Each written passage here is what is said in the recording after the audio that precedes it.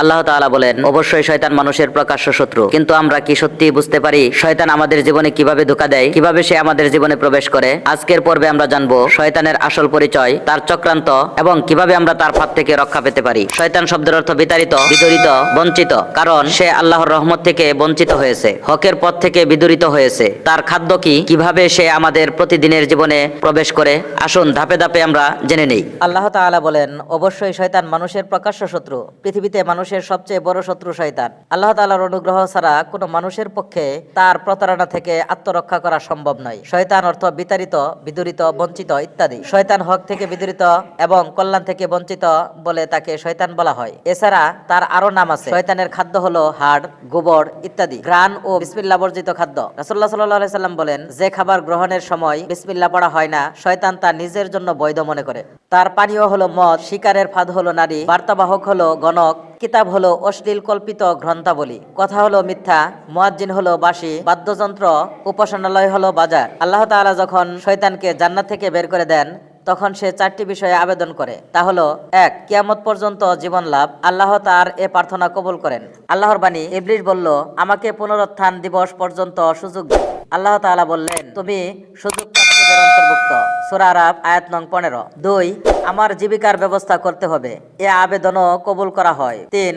আমাকে মানুষের দৃষ্টিশক্তির অন্তরাল হওয়ার সুযোগ দিতে হবে। এটিও কবুল করা হয়। ৪. আমি যেন মানবদেহের শিরা উপশিরায় চলাফেরা করতে পারি। এ দোয়াও কবুল করা হয়। মহানবী সাল্লাল্লাহু আলাইহি ওয়াসাল্লাম বলেন, অবশ্যই শয়তান আদম সন্তানের শিরা উপশিরায় বিচরণ করে। সহিহ বুখারী হাদিস নং 1288। শয়তানের ক্ষতি থেকে বাঁচার বিভিন্ন ধরনের আমল কুরআন ও হাদিসে বর্ণিত আছে। যেমন ১. আল্লাহ তাআলার কাছে আশ্রয় প্রার্থনা করা। আল্লাহ বলেন, যখন কুরআন পাঠ করো তখন বিতাড়িত শয়তান থেকে আল্লাহ তাআলার আশ্রয় প্রার্থনা করো। আউযুবিল্লাহ পাঠ করো। সূরা নাহল আয়াত নং ৯৮। অনুরূপ সুবহানাল্লাহ, আস্তাগফিরুল্লাহ, লা হাওলা ওয়ালা কুওয়াতা ইল্লা বিল্লাহ, আল্লাহু আকবার, আয়াতুল কুরসি ইত্যাদি পাঠের কথাও এসেছে। ২. কাজে কর্মে সতর্কতা। মহানবী সাল্লাল্লাহু আলাইহি সাল্লাম বলেন, সূর্যাস্তের পর আধা ঘন্টা পর্যন্ত ঘরের দরজা জানালা বন্ধ রাখবে এবং বাচ্চাদের ঘরের বাইরে যেতে দেবে না, কারণ এ সময় শয়তান চলাচল করে।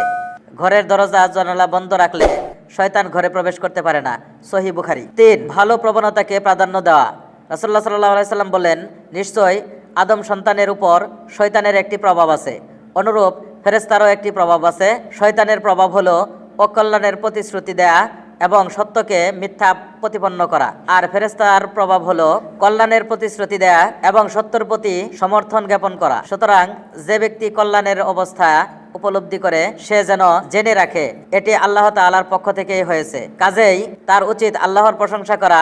আর যে ব্যক্তি অকল্যাণের অবস্থায় উপলব্ধি করে সে যেন অভিসম্পাত শয়তানের থেকে আল্লাহর কাছে প্রার্থনা করে। অতঃপর রাসূলুল্লাহ সাল্লাল্লাহু আলাইহি ওয়াসাল্লাম এই আয়াত পাঠ করেন, শয়তান তোমাদের দারিদ্র্যের ভয় দেখায় এবং অশ্লীলতার প্রতি নির্দেশ দেয়। সুনানে তিরমিজি। ৪. নামাজে মনোযোগ সৃষ্টি। উসমান ইবনে আবুল আস রাদিয়াল্লাহু তাআলা থেকে বর্ণিত, আমি একবার রাসূলুল্লাহ সাল্লাল্লাহু আলাইহি ওয়াসাল্লামের কাছে আরজ করি, হে আল্লাহর রাসূল, শয়তান আমার ও আমার নামাজ কিরাতের মধ্যে অন্তরায় হয়ে দাঁড়ায় এবং তাতে জটিলতা সৃষ্টি করে। রাসূলুল্লাহ সাল্লাল্লাহু আলাইহি ওয়াসাল্লাম তখন বললেন, তুমি তখন তার উপস্থিতি অনুভব করবে, তখন তার কুমন্ত্রণা থেকে আল্লাহর কাছে আশ্রয় প্রার্থনা করবে এবং তোমার বাঁ দিকে ৩ বার থুতু ফেলবে। মুসলিম শরীফ।